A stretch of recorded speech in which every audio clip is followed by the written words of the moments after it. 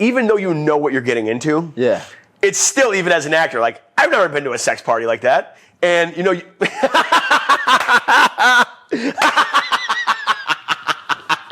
glug, glug, glug, glug.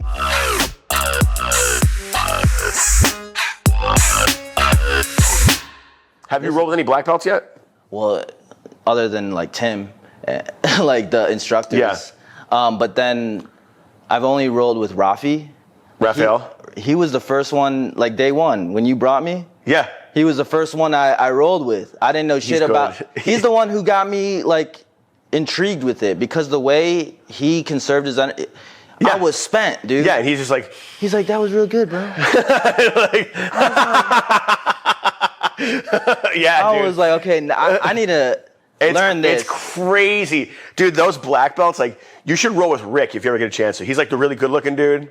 He's a friend of my buddies that I just start bringing there. Dude, so Rick is like, his pressure, he feels like he's fucking 300 pounds when he's on you. Yeah. And he doesn't move. He just like, he'll like hold a position and he's like fucking Iceman, like in Top Gun. He like waits for you to make one wrong move and then you're fucked.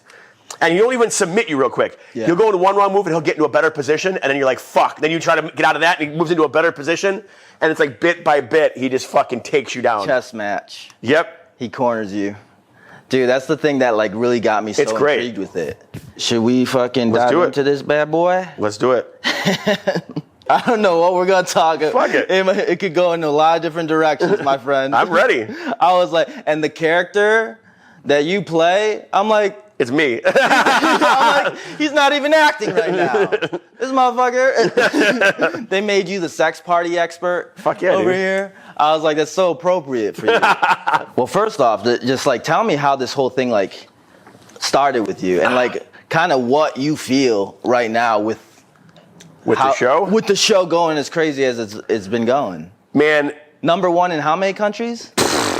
You just were reading them off. You said 30. It's a lot. But it's like 30. I mean, they released it all over the world, and it's just like it's getting bigger and bigger. Everywhere. I mean, to kind of give like the audience a little synopsis of like what the plot of the show is. Yeah. It's like a girl who had a completely illustrious sexual history, is now married with 3 kids and living in suburban Connecticut, and with like the damn near with like most the guy, like the most perfect guy ever, right? But except she starts wondering what happened to that other version of her, because she still feels like you can't just like turn that part of yourself off, right? So she starts wondering what happened to that person that she used to be, and as she's thinking about that time in her life, she remembers this ex-lover that she had, and she can't stop thinking about him now. And she starts writing about him in her journal, and her husband finds this journal. Yeah. And that's when shit gets real. And that's when shit gets real. What stood out to me is how it highlights like the importance of like the communication aspect in a relationship. Because she like completely hid this part of it. This show was crazy. I remember when I got the appointment, and I was reading the script, my agent sends me the script for the first time, and it was like I'm like page 1. It's like Billie and Brad make out and they go in the bathroom. Brad pulls aside her panties and dips his finger, and I was like, whoa! And I was like, what the fuck are you guys sending me out for? You know? And I was like, let me finish reading this thing, because I thought it was just like, you know. And then I read it, I was like, oh shit, this is actually like a really good script. It is really fucking good. The way it's structured and the way they keep you like strung along throughout the whole thing. Yeah, man. Like, you don't know what the fuck's gonna happen. So it was a crazy time. So I read this script, I auditioned for it. They wanted me, I met with the creator and all that stuff, and they were like, we want you to do this show. My agent, my manager, they're like, if you do this, you can't do pilot season. Which like pilot season is like when all the new shows come out for like, you know, where I would have a shot of being a lead on a show. Yeah. And I was like, I'll tell you what, I haven't read anything I loved. I go, and I just have a feeling about this show. And they're like, all right, let's do it. So I booked the role. I fly to Toronto. We just reshot this up in Toronto. So I fly up there, and I shoot my first episode. And I fly back down before going back up. So I fly back down to LA, and COVID happens. And everything gets shut down. Like everything in Hollywood gets Mid-production? Shut down. So, and I was producing a film up in Toronto at the same time. And everything, 200 people run our crew, gone. Like just laid off. Like the whole production, pull the plug. Same thing with Sex Life, done. Same thing with every new pilot So pilot season's gone. Pilot season. Every new pilot that got picked up, meaning like all the actors that booked pilots and stuff like that, they never got a chance to shoot them. The networks pulled the plugs on all of them because of COVID. So, what happens as COVID goes on? Sex Life is the first show to come back. Netflix gives us the green light again. We go back, and all the other pilots that like went out there like didn't get picked up. They just kind of went away. And the show that I had a hunch about is now fucking it's a smash hit. It's smash a hit. fucking smash hit. Smash hit. Cheers to Cheers that. Cheers for this, by the way, man. Smash. Yeah, dude. So That's it's gotta pretty be wild. wild. Like, what's that feeling like when you're part of a smash hit like that? It's crazy, dude. 'Cause I mean, like, I've been a part of some pretty big shows, you know, like William Shatner on Shit My Dad Says, and then my last show, Young and Hungry. But this is like next level. Worldwide. It's next level. Yeah. And it's just crazy too to see, like Adam Demos, who plays Brad, you know, the Australian dude. Yeah. You know, you saw his following before the show, and he hasn't really done a whole lot. He's a great actor, but hasn't done a whole lot. Yeah.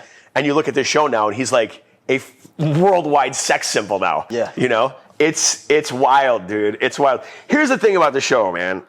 It's like we definitely have some mixed reviews, but the majority of the fans are like all in. Yeah. You know. Well, it's controversial. It is. So you definitely have some people who are like, oh, this is advocating people being unfaithful and stuff like that. It's like, But the thing is, if I'm being real, and that's what the fuck we do here, is like we keep it 100% real. Everything that's talked about and shown in that is like it's very realistic. It's what people think. It's nobody wants to talk about it, but it's actually the truth. Dude, if this is advocating for infidelity, then The Sopranos is advocating for you joining the mafia. Right. It's like, it's television, man. Yeah, but there's a lot of truth based in it in subtle ways, which I appreciate about it, because it does make you think, but it also like kind of plays both sides, right? And it like kind of gives reason to why, like, yeah, you can't, I don't want to like reveal too much. No, it's all right. But I mean, most people have seen it, but yeah. It really gets you thinking. And what I really like about it is like how the characters kind of work through it, right? Yeah. So, and that's kind of where you came in. You're like, I could assist in. Dude, this. Here's why I love this character. So for you guys at home who haven't seen this yet, I play this character, Devon, who's basically just the life of the party. Yeah. And the reason why I loved this character, why I thought this character would stand out, is because he is, you know, he brings a little levity to the whole series. He's kind of like right off the rip. It's like, you know, it's just he makes the intensity just kind of, it gives you a chance to take a breath and just kind of laugh a little bit. You know? Yeah. It's not just always so intense with him. Yeah. I mean, shit gets weird, but yeah, shit gets fucking weird, bro. Can we say that you're like basically the sex party guy? Yeah, there may or may not be a sex party involved in sex. So, dude, it's for sure. We can talk about this because it's already on Instagram. Yeah, exactly. I'm like, there's promo clips that are promoting this. I feel like this is fair game here. Yeah, and I didn't even know about that though. That was like, bro. No, I'm being serious, because they don't send me like all the scripts when I got the role. So I read like the first 2 scripts, but that was it. And then I got the scripts as they finished writing them. So what was your reaction when you saw I was like, oh shit. I was like, oh. I better go do some research. I was like, oh, I better study up on this. I was like, hey babe, I'll be back in a day or 2. I'm just gonna go to a sex party. I gotta go do some character development right now. I was like, literally, that was like one of the first things that came to mind when I saw that. Dude, it's wild. In your character, I'm like, this motherfucker definitely took advantage of that. Dude, it is wild, man. Like, first and foremost, I have to say this, because like, whenever you do a show like this, you know, we have someone on set called an intimacy coordinator. So every sex scene, everything, every shot in the sex party, it's all very specifically choreographed. So it's never just like one of the actors is like kissing somebody and then they start kissing their neck. If that's not talked about, you don't do it. So it's like, you know this guy's going to be wearing this girl's going to be wearing this. At this point, he's going to touch you here. At this point, he's going to do this. So that way, everybody is completely safe. There's no, nothing janky going on. And same thing with the sex party. It's like, you have a bunch of background players who, some guys are like banging chicks and some girls are like in the sex swing and all that stuff.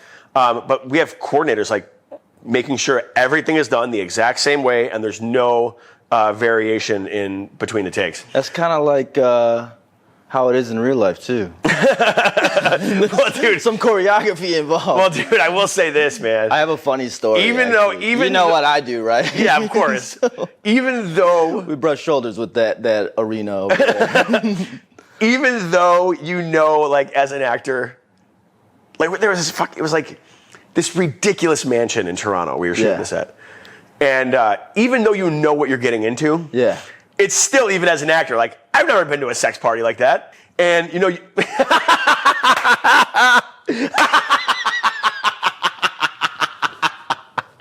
glug, glug, glug. Take another sip of that drink. Because we met at a sex party. I guess we should give a little context on how we met. Yeah. Right. So one of my friends from Chicago works for Rain Body Fuel. Rain Body Fuel, baby. Booyah.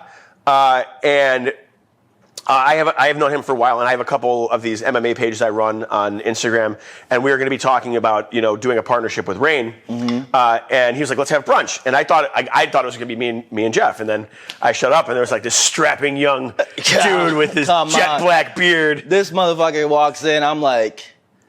This guy is like hangover vibes, 100%. He's like, y'all ready for some shots? You deny this, but you were the guy who like literally sparked I did not. That was Jeff. Jeff was the one who called for shots. Bro, that was so you guys are ready, all, boys? This is a coup. All you guys are ganging up on me.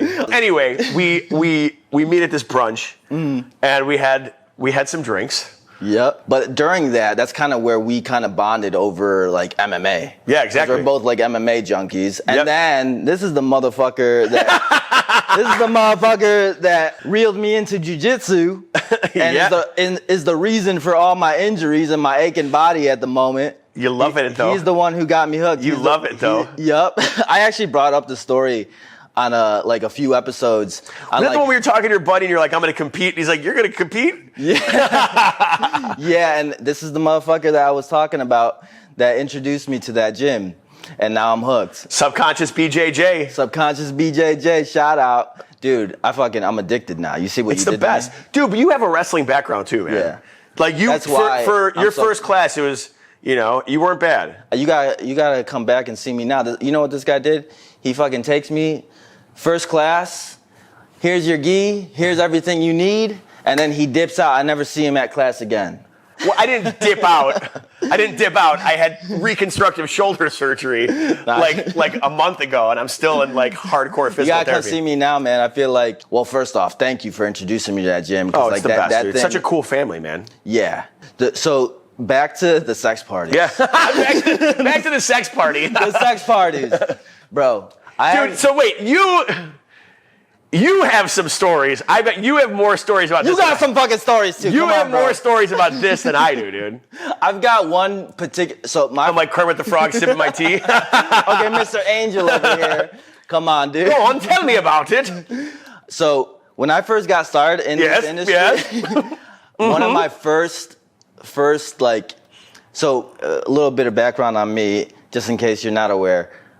I come from the adult party entertainment industry, and one of the first gigs he throws strip parties, and it turned into a national tour. How it happened, I don't know. This is no joke. Like he sells out arenas. He sells out. There's like 8,000 to 10,000 screaming females cheering at his buddies taking their clothes off. Yep, and I'm on the microphone hyping them the fuck up. Have you ever danced? No.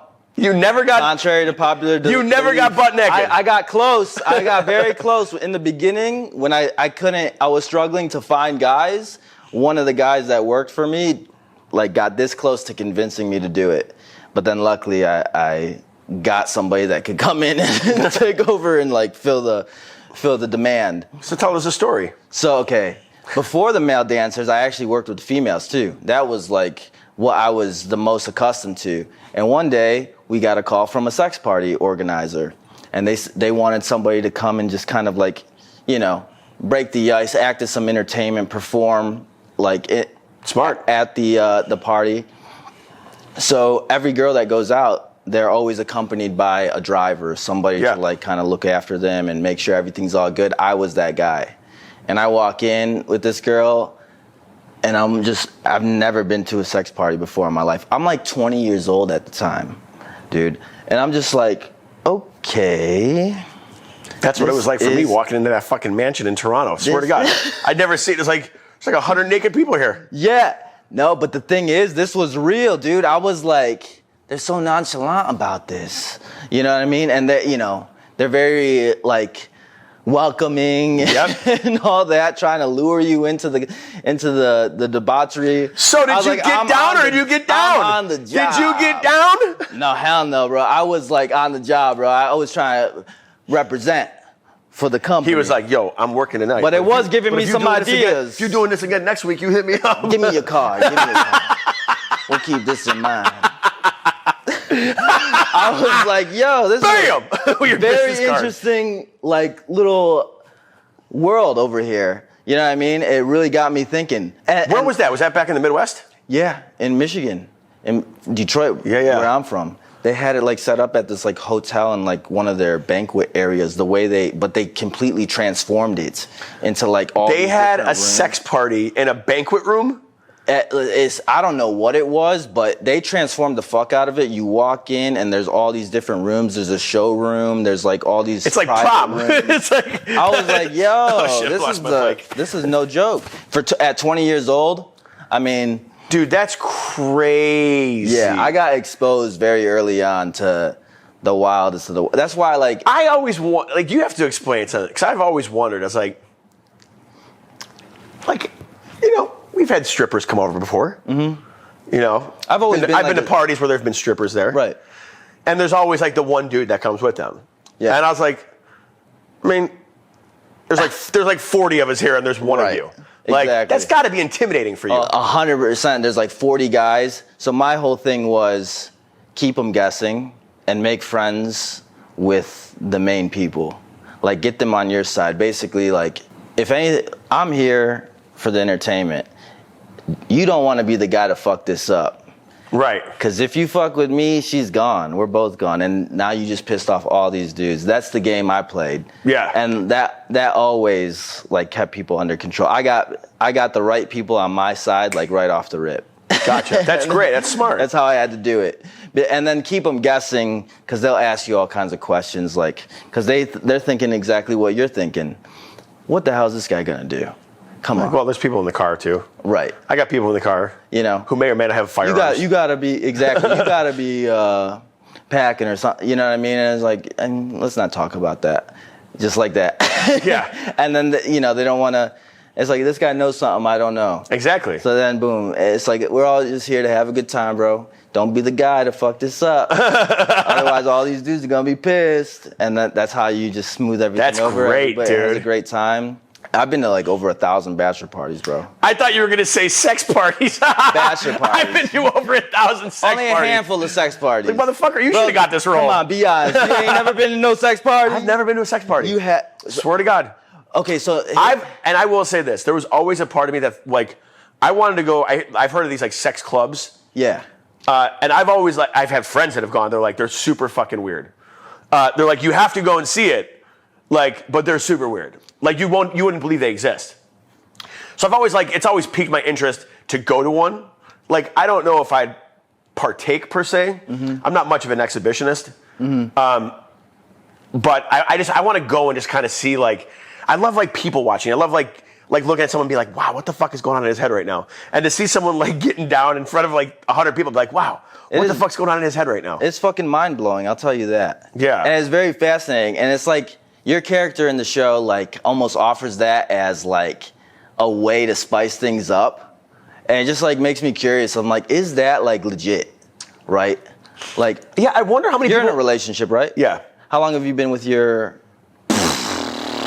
That's a long time, basically. 10.5 years. Wow. Yeah. So there's never been like any sort of like sex parties, dull moments, or like kind of like, okay, let's try something new, or let's. No, we're totally open to trying stuff new. Like we're not like going out bringing people into the bedroom with us. You know, I don't think either one of us wants that. At least I fucking hope she doesn't. It's like, little do you know, this is my friend Jack. It's like, what the? No, but like there's never been an issue with like spicing things up for us. But so no swinger stuff. No swinger stuff. But there's also, like I said, there's just kind of a morbid curiosity about it. Mm-hmm. It's like when I don't know what to expect when I walk in there. You know? Yeah. It's definitely a very open-minded type of atmosphere. Didn't have to be. You know what I mean? And they're just like, they don't kind of play into the social norms of society and whatnot. It's just like, let's just be real about our sexual desires and like absolutely share them with the people that we find kind of just sexually attractive or whatever. Yeah. How does that work? Like this thing you went to, is it like you have to be invited? Or is it like everybody brings a friend? You're part of like this, it's like a membership thing. Almost like that. Did you see that movie Eyes Wide Shut? Mm-mm. You've never seen Eyes Wide Shut? No. Oh, Myles. I get this all the time. Dude, you have to, when I leave here, you've got to watch Eyes Wide Shut. Stanley Kubrick film, Tom Cruise, Nicole Kidman. It's wild, dude. I'm that guy that has like never seen anything. It's wild. I get that all the time. So how's that tie in though? You got to watch the movie. Okay, no spoilers. Fair enough. But that's like the whole thing. Is like it's like a club almost, and they're very particular. Obviously, they have, as you should be, about kind of like boundaries and kind of. There's got to be some parameters. They can't just let anybody in those things. You know what I mean? So I've always kind of growing up in the industry I've been in. I've always been kind of just like an open-minded person, just like, oh, okay, well, everybody kind of has their reasons. Who am I to judge? Look at me, where I'm in this industry. I kind of see things from a different perspective, so I kind of see it, right? So it just like makes me like wonder. And when I was watching your character, I was like, you're really selling this right now. I'm like, this guy has to know something. I will say this, Devon, that's my character's name. Yeah. Jonathan and Devon definitely have a lot of crossover. Overlap, yeah. But they also have a lot of like space between them. Okay. Like Devon is an exhibitionist and Devon is like a sex party goer and he's all about that stuff. I am not an exhibitionist. like I dated this girl, oh man. So I dated this girl who like was super into like voyeurism.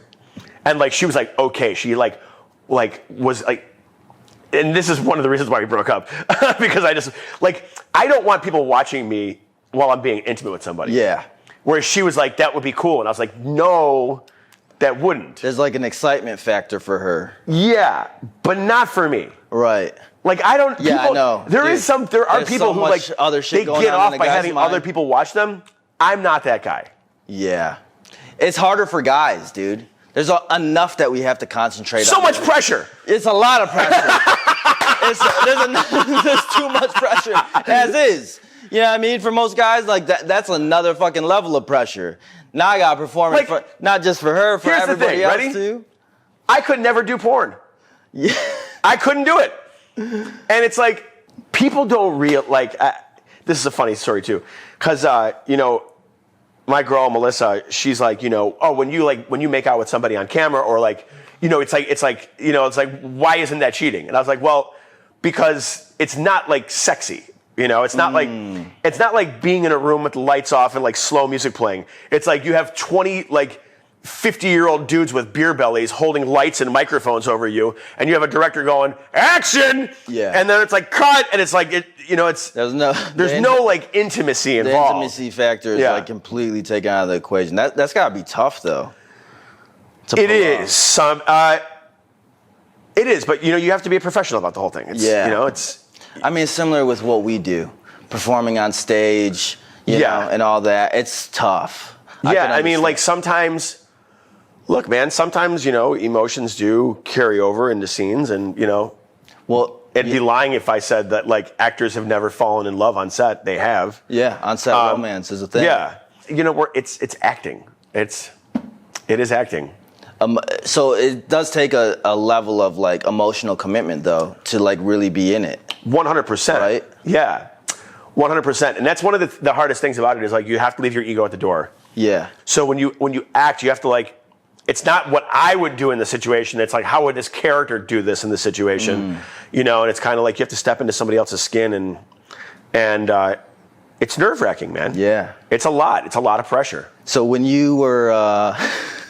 You know, it's funny, too, because everybody always like... This is making me raise so many questions after watching this show. There's this famous quote, I think it was Denzel Washington, that like before his... Because everybody always asks, like, oh, do you get aroused like before a sex scene? And we get asked the same question. Well, Denzel Washington had the best quote ever. He was doing a sex scene, and he goes up to the actress he was going to be filming with, and he goes, "Sorry if I do, sorry if I don't." It's not you either way. Yeah, I mean, after a while though, coming from the industry I come from, it does become like a routine thing, and you just know how to flip the switch on and like turn it off as soon as you step off stage. Yeah. You know, like it almost be similar as like stepping off set. It's like as soon as it cut, boom, switches off. Dude, you know? If there's one thing I've learned between your business and my show, it's that sex fucking sells. Bro, sex sells, man. This guy's like, it's a #1 hit global, worldwide. I'm like, I'm not fucking surprised, dude. This thing. Sex sells. Yeah. Well, you mentioned it when we first met, and right away I said, dude, we should probably do a podcast. And then when it came out and I saw the trailer and everything, I said, we definitely need to fucking do a podcast. Then I watched the whole thing. I'm like, so bro, good, dude. There is so much to talk about, and the realness of it. I was like, man, we could go so many different directions with this. And I was just like, this is such a real thing. Because I get DMs all day, every day with stuff like this, about stuff like that. Yeah. And I'm just like, this is real. You know what I mean? So it's very fascinating, and it really gets you thinking. And like, I think that, you know, our showrunner, Stacy Rukeyser, she did a wonderful job of blending a very real emotion that adults and parents, moms and dads struggle with on a daily basis. On both sides. On both sides. Yep. But she did a great job of blending that with a TV show that offers just a general escapism. Yeah.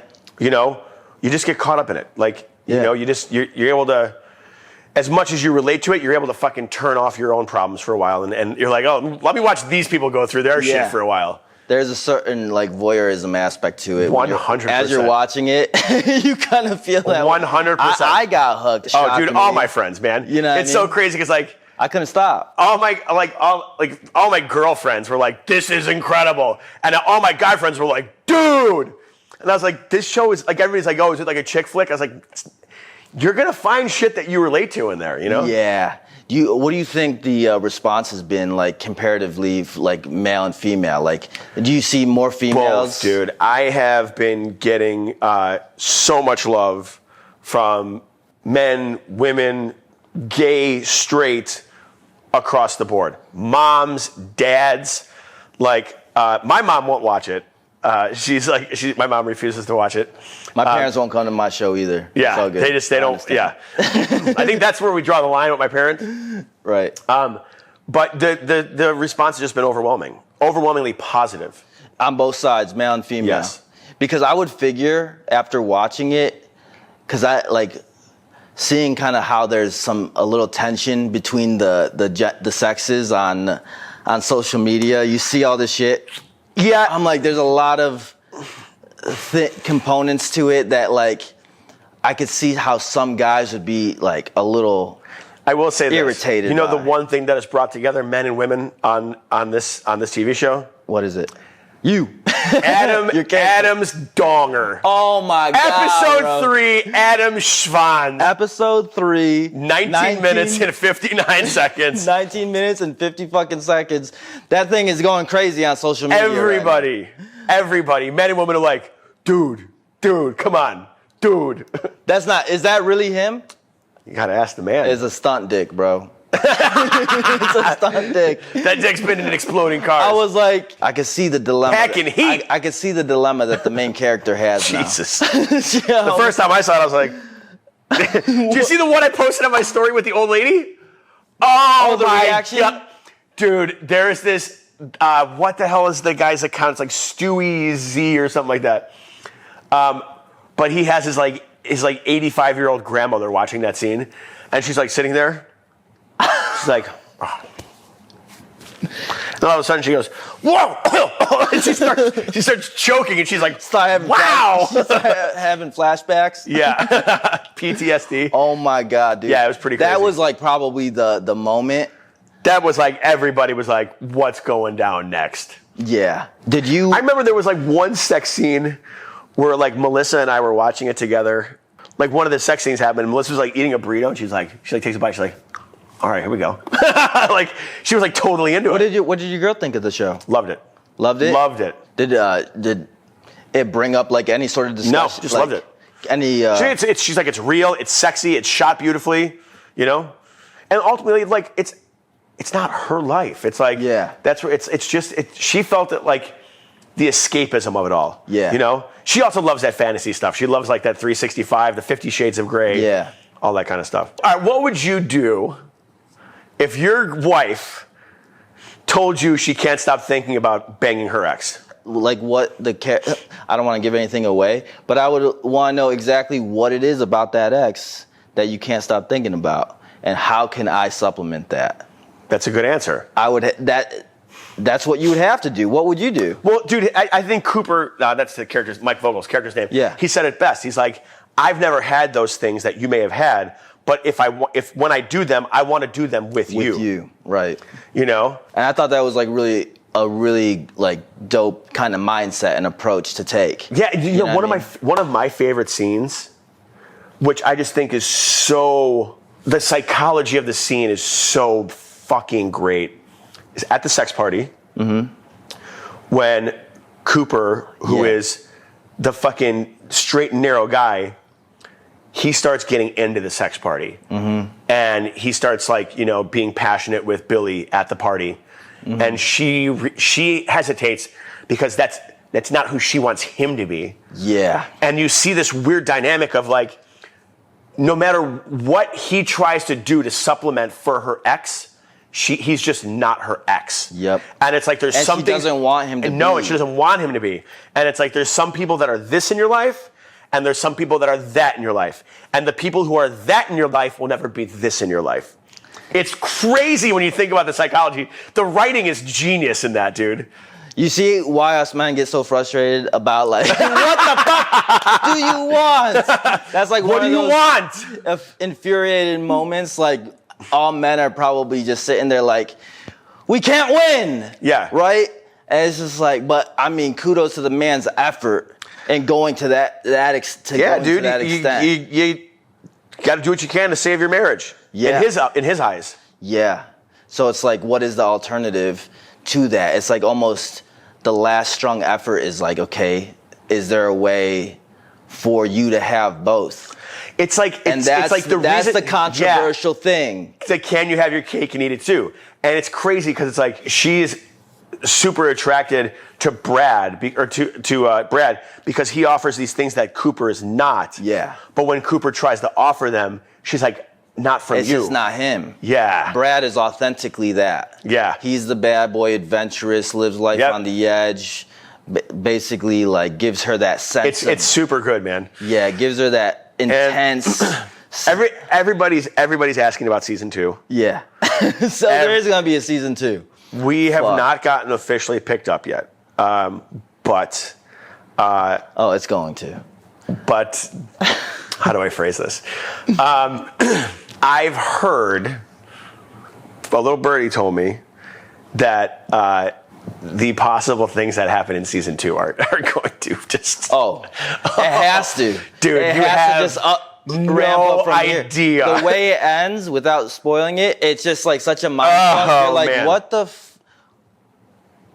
Wait. And then it just leaves you hanging. It's like how the fuck is that gonna work, right? Dude. And how is this gonna play out? Dude.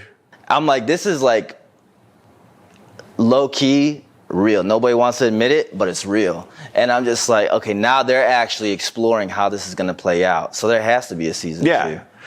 I look, man, to everybody who watched the show around the world, thank you. Keep watching it. Keep telling your friends about it, because it's up to you guys if we get a season 2. So, bro, I think you guys are well. I think that they've already heard. They're listening. They're like, don't gotta tell us twice. It's number 1 in Lebanon and fucking Malaysia and fucking Malta, dude. That just shows you like how people are like, this is what we wanted to talk about. Everybody does it, man. I feel like there's everybody does it, dude. There's a lot of questions. For as taboo as sex is, it's the one thing that everybody does. Yeah, and there's a lot of unspoken truths that a lot of unspoken things that just kind of go unsaid. And this thing is like, we're gonna say it. Here it is. Here you go. You know what I like about your character though? And one thing that stuck out to me, like right off the rip, this guy was all about big dick energy. Hey, you know what's funny? We literally just filmed an entire episode about big dick energy. That's fucking hilarious. And I'm just like, this guy, we need to get you your big dick energy back. Well, that's the thing about Devon. He is unapologetically Devon. Right. You know? And despite some things that happened in the show with his character, ultimately, he just wanted to help his friend. Right. You know, there's that part of him that that just wanted to help Cooper, like, satisfy his wife. Help him get that spark back. Help him get his mojo back.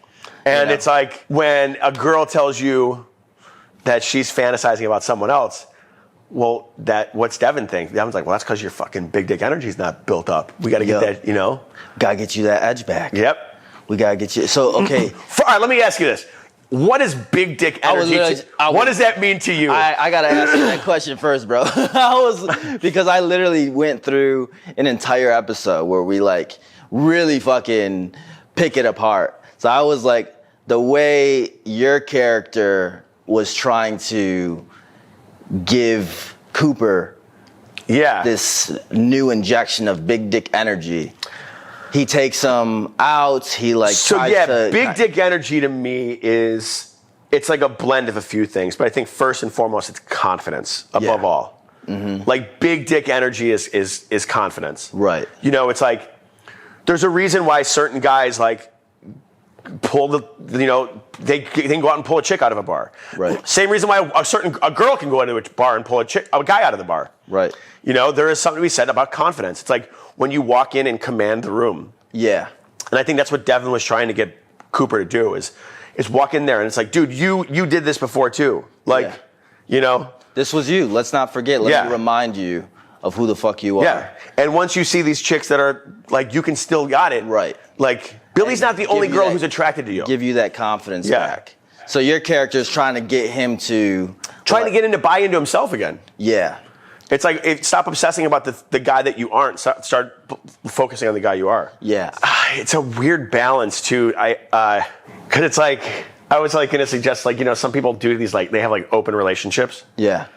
And... What do you think about open relationships? That was a hefty... I'm on the fence about open relationships because although it sounds appealing at first to be able to, you know, have these sexual exploitations with other women, I also don't want to think about another dude being with my girl. You know? Yeah. I'm a very egomaniacal person. I have a very healthy ego, and I don't think I can handle that. Yeah, I don't think a lot of guys could. Yeah. I think that's why it's such like a touchy thing. Now, don't get me wrong. I have friends who are in them and they swear by them. But I think it's a different breed of person to do that. Yeah.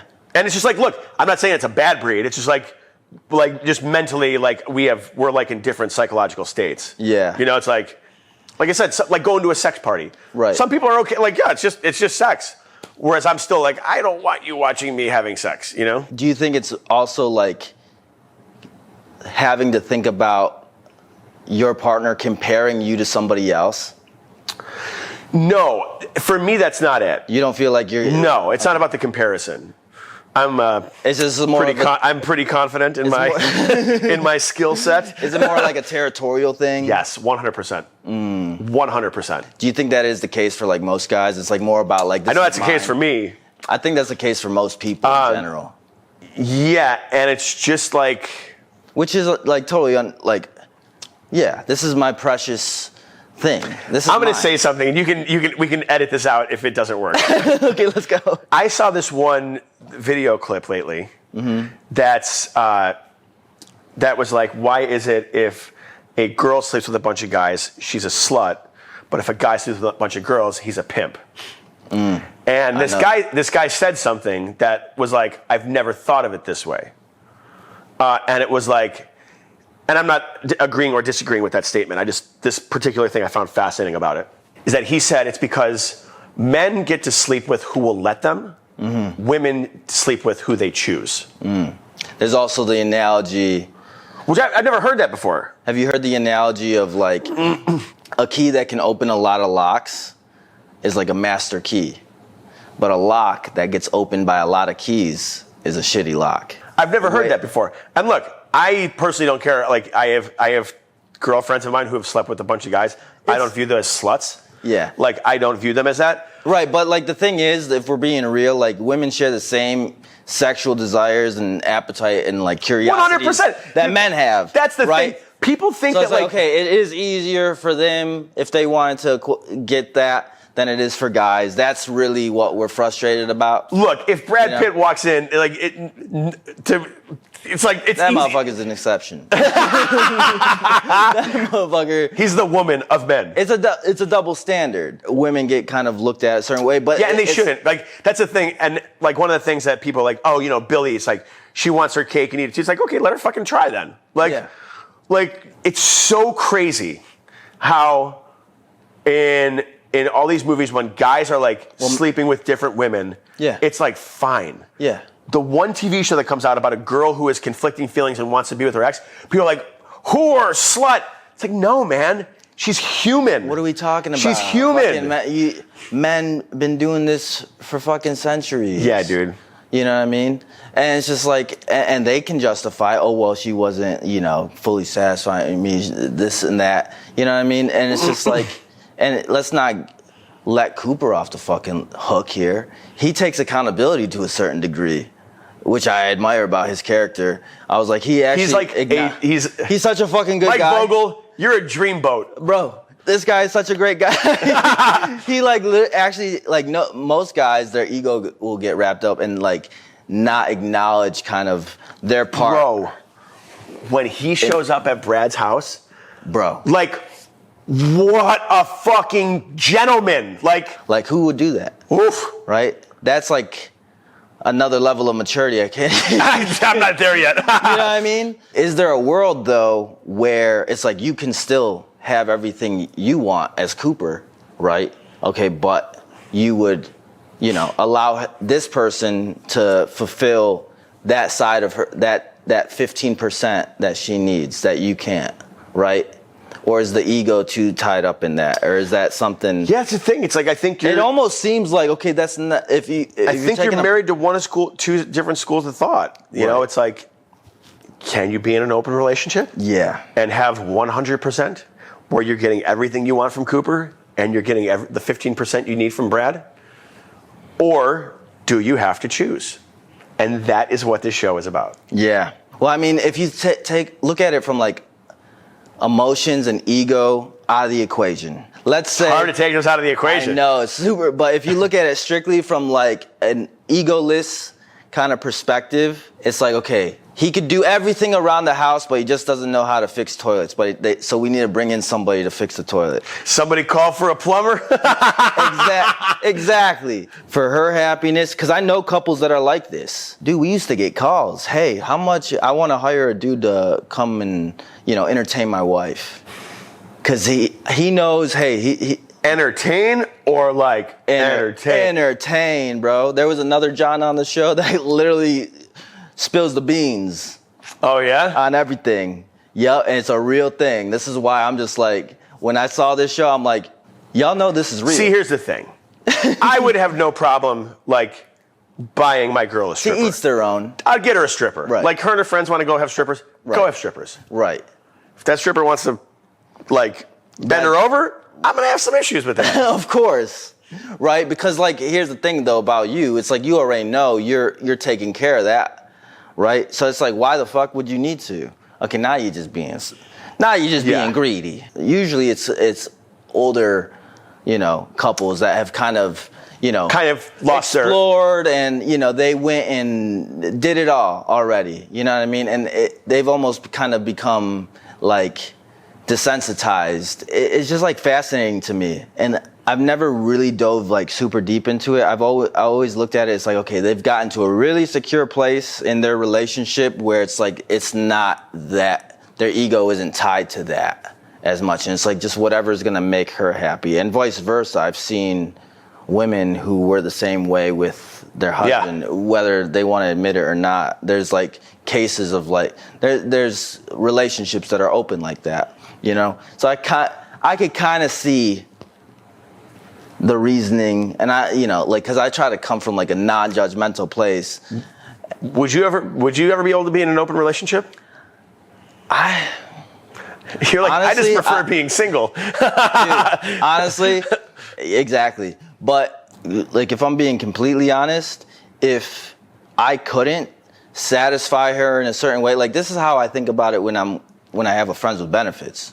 Yeah. I don't get emotionally, like, okay, if somebody else, like, fulfills something else for you, I know what the fuck I'm bringing to the table. So I'm not, like, insecure about that at all. But if somebody else is a different vibe that kind of, I know I don't fill every part of the pie. You know what I mean? I take really good care of this part. But this slice is going to be the best damn slice of pie you've ever had. Good. So if you find somebody that satisfies another part, like, do your thing. Go eat your pie. I don't expect other people to think like I do because I've obviously been way overly exposed and way desensitized. So I think there's over the generations, there's been a lot of pressure put on people to, like, they think that, like, being single and being into a relationship and getting married and having kids is the logical progression of life. That's not true. I think that, like, so much pressure is put on people to find the person, to get married, to have kids. Some people just don't want that. Yeah. And there's nothing wrong with that, dude. Yeah. I agree with that 100%. It's like... And people put a lot of pressure on themselves. Yeah, it's like, I need to find someone. I don't want to die alone. It's like, you're never going to die alone. Yeah. Unless you have no friends, no family, and you're a complete fucking asshole, you're not going to die alone. Right. And we talk about this too. Like, master the ability of being happy alone. You know what I mean? Just, like, being completely content with yourself and, like, being able to, like, go live your life without having to rely on anybody or anything, and just being happy alone. When you can master that, life is, like, 10 times better. And there's no right way or wrong way of, like, living your life. Everybody has, like, their own blueprint that they're trying to follow. Hell yeah, dude. You know what I mean? It's just, like, trying to keep an open mind and squeezing the most out of this life. I almost went like this. Pretty sure you did. Squeezing the most out of this life that you can, and everything will be all good. You know what I mean? One of my favorite quotes that you said in the show. One of my favorite. Sex with your wife doesn't have to be some transcendent Nicholas Sparks shit. Sometimes you just gotta get your fuck on. Profound. Is it? Really? Sex with your wife doesn't have to be some transcendent Nicholas Sparks notebook shit. Sometimes you just that's the get quote? Your fuck on. That is the quote. I was like, that is some profound shit right there. It is true, man. So I think there is a... Mom, I really hope you're not watching this. No, I think there's a very big difference between